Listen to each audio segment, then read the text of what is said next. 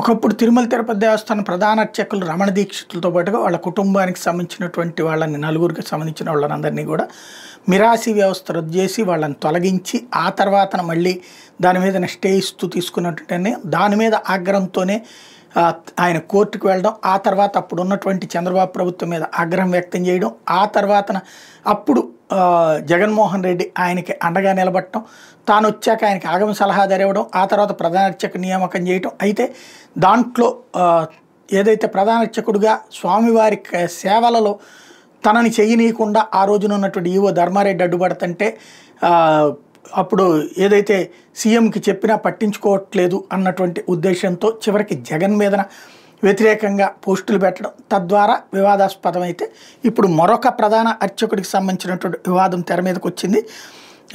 తిరుమల తిరుపతి దేవస్థానంలో శ్రీవారి ప్రధాన అర్చకుడిగా తనను నియమించేలా టీటీడీ ఈవోని ఆదేశించాలని కోరుతూ అర్చకుడు శ్రీనివాస్ దీక్షితులు వేసిన పిటిషన్ హైకోర్టు కొట్టేసింది. పరిపాలనా సౌలభ్యం కోసం చేసే బదిలీలకు సంబంధించిన కేసులో న్యాయస్థానాలు సమీక్ష పరిమితమని స్పష్టం చేసింది. ఫలానా ప్రాంతంలో పోస్టింగ్ ఇవ్వాలని పిటిషనర్ హక్కుగా కోరలేరు అని తేల్చెప్పింది. పరిపాలన అవసరాలకు అనుగుణంగా బదిలీల మీద నిర్ణయం తీసుకునే అధికారం యజమానికే ఉంటుందని తెలిపింది. బదిలీని దురుద్దేశంతో ఏకపక్షంగా చేసిన నిరూపించకపోతే న్యాయస్థానాలు జోక్యం చేసుకోలేవని పేర్కొంది. ఈ నేపథ్యంలో వ్యాజ్యాన్ని కొట్టివేస్తున్నట్టు ప్రకటించింది. జస్టిస్ మండవ కిరణ్మయి ఇటీవల తీర్పిచ్చారు.